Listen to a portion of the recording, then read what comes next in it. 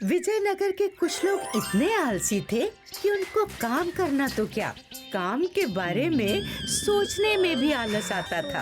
अरे उन्होंने तो वहाँ आलसी संगठन तक बना लिया था, जहाँ सब आलसी जमा होकर दिन भर बस बड़ी बड़ी बातें किया करते थे, क्योंकि काम तो उन्हें करना ही नहीं था। इसी वजह से उनके घर का सारा काम औरतों को करना पड़ता था।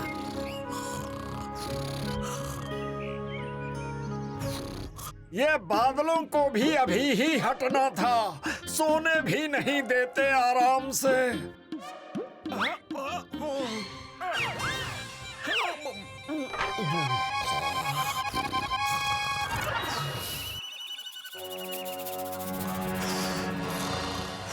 कावेरी, थोड़ा पानी देना, बड़ी जोरों की प्यास लगी है।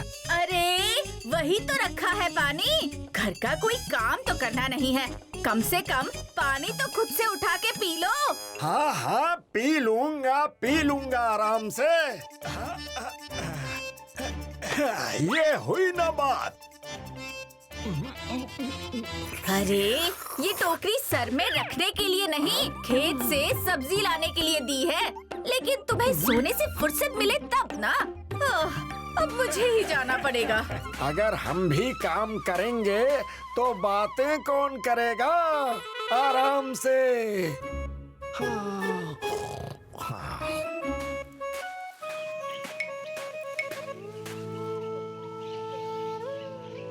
अरे कावेरी, आज भी तुम्हें ही आना पड़ा, ब्रिज नहीं आया?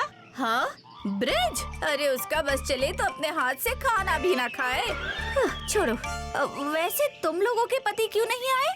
अरे मेरा पति भी ब्रिज से कुछ कम नहीं है, उसको तो खटिया से भी खींच कर उठाना पड़ता है।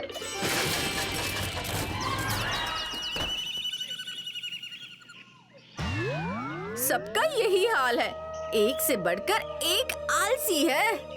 मैं तो अपने पति के आलस से परेशान हो गई हूँ। घर का एक काम भी नहीं करता, सब मुझे ही करना पड़ता है। मुझे भी इसका कुछ उपाय करना पड़ेगा। क्यों ना हम इनकी शिकायत महाराज विद्याधर से करें, वो हमारी बात जरूर सुनेंगे। हाँ, ये सही उपाय है। उन्होंने अपनी समस्या एक चिट्ठी में लिखकर महाराज तक पहुंचा दी। कई महीने बीत गए, पर महाराज की तरफ से ना तो कोई आदमी आया और ना ही कोई जवाब, इसलिए उनकी लाइफ में कोई भी बदलाव नहीं आया। ऐसे धीरे धीरे चलूंगा तो आलसी संगठन पहुंचते पहुंचते देर हो जाएगी, पर तेज चल भी नहीं सकता, वरना आलसी किस बात का।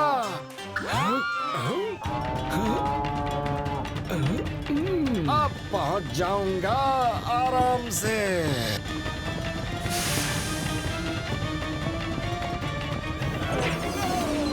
धन्यवाद सांड भैया। आज का किस्सा कौन शुरू करेगा? ब्रिज भैया तो अभी तक आए नहीं। ये लो आ गए। ब्रिज भैया, आने में दिक्कत तो नहीं हुई ना? अरे नहीं, बिना चले लेटे लेटे आ गया आराम से। चलो शुरू करते हैं। ये कौन आया है?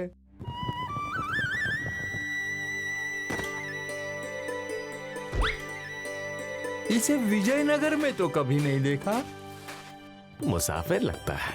फिर तो इसके सामने हमारी नाक नहीं कटनी चाहिए आराम से। हाँ, बाहर के लोगों को भी तो पता चले कि विजयनगर कितना अद्भुत है और यहाँ के लोग उससे भी ज्यादा अद्भुत हैं। हाँ। सुनो भाई, महाराज विद्याधर से मिलना था, पर सैनिक अंदर नहीं जाने दे रहे। उनसे मिलने का कोई उपाय बताओ, बड़ी दूर से आया हूँ। बिल्कुल सही जगह आए हो भैया, हम ही हैं उपाय। क्या आप महाराज को जानते हैं? जानते हैं? अरे मैं तो विजयनगर और महाराज को अपने जन्म से भी पहले से जानता हूँ। मुझे तो जन्म से पहले ही पूरे विजयनगर का नक्शा याद था, इसीलिए जन्म लेते ही मैं दौड़ता हुआ राजमहल पहुँच गया महाराज से मिलने। क्या सच में? हाँ हाँ। अरे इसमें कौन सी बड़ी बात है। अरे मैं जब बस एक दिन का था तब मैं घोड़ा दौड़ाता हुआ महाराज के पास चला गया था। उन्होंने मुझे प्यार से बिठाकर मेरे साथ नाश्ता भी किया था।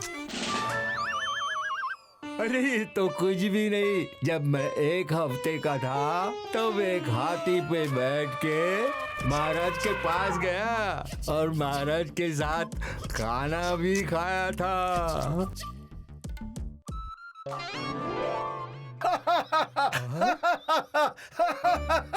क्या हुआ ब्रिज भैया, मुझ पर यकीन नहीं है? अरे नहीं नहीं, बिल्कुल यकीन है, पर मैं सोच रहा हूँ कि इतनी छोटी सी बात पर तुम लोग कितना खुश हो रहे हो आराम से। मेरी कहानी सुनोगे तब तुम्हारा क्या होगा? अच्छा बताइए बताइए। तुम्हें पता है, जब मैं 1 महीने का था तो एक बार मैं चिड़ियों की तरह उड़ते उड़ते राजमहल के बगीचे में चला गया था आराम से। महाराज मुझे बगीचे में देखकर अपने महल ले गए और अपने सिंहासन पर बैठा दिया था। हाँ। इसका मतलब आप लोग महाराज को सच में बहुत अच्छी तरह जानते हैं। हाँ हाँ, कोई शक? फिर तो महाराज भी आप सबको जानते होंगे। बहुत अच्छी तरह, और हमारी अद्भुत शक्तियों की वजह से वो हमारी बहुत इज्जत भी करते हैं। फिर तो मेरा काम हो गया। कौन सा काम भाई? मैं राजमहल में काम करता हूँ। हाल ही में राजमहल का दरवाजा टूट गया और उसकी मरम्मत के लिए हमने 4 अद्भुत शक्तियों वाले आदमियों को बुलाया था, क्योंकि महल का दरवाजा इतने भारी लोहे से बना था कि उसे ठीक करना किसी आम आदमी के बस की बात नहीं थी। पर उन्होंने काम के बदले सोना ले लिया और चुपचाप बिना काम खत्म किए महल से भाग गए। महाराज ने उन्हीं को ढूंढने के लिए मुझे भेजा है। अच्छा, पर हम ऐसे किसी अद्भुत शक्तियों वाले इंसान को नहीं जानते। पर मुझे पता चल चुका है। तुम सबकी आश्चर्यचकित कर देने वाली कहानियां सुनने के बाद मुझे पक्का यकीन हो गया है कि तुम चारों ही वो अद्भुत शक्तियां वाले इंसान हो जो राजमहल से सोना लेकर बिना काम किए भाग गए। और अब मैं तुम सबको महाराज के हवाले करके उनसे इनाम पाऊंगा। बताओ बताओ, कहाँ है महाराज का सोना? नहीं, हमने कुछ नहीं किया। हमें क्षमा कर दीजिए, हम में कोई भी अद्भुत शक्तियाँ नहीं हैं। हम तो बिल्कुल आम आदमी हैं, आराम से। पर अभी तो तुम लोग बड़ी बड़ी बातें कर रहे थे। अरे वो तो हम यहाँ अपनी मनगढ़ंत कहानियाँ सबको सुनाते ही रहते हैं, ताकि हमें घर में रहकर कुछ काम ना करना पड़े। महाराज से कुछ मत कहिएगा, ये हमारी आपसे प्रार्थना है। ठीक है, नहीं बोलूंगा, पर मेरी एक शर्त है। फिर आज से आलसियों की तरह बैठ के मनगढ़ंत कहानियां बनाना बंद करना होगा। जैसी आपकी आज्ञा। कावेरी उस मुसाफिर का घोड़ा देख समझ गई कि ये कोई और नहीं, महामंत्री सारंगा है। सब खुश थी क्योंकि महाराज ने उनकी समस्या हल जो कर दी थी। अब सब आलसी सुधर गए थे और उनके घर का माहौल तो अब देखने लायक ही था।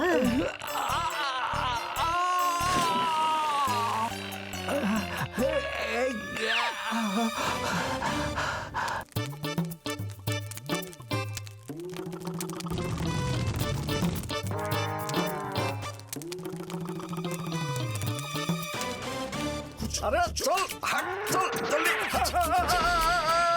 अरे रोको, कोई रोको।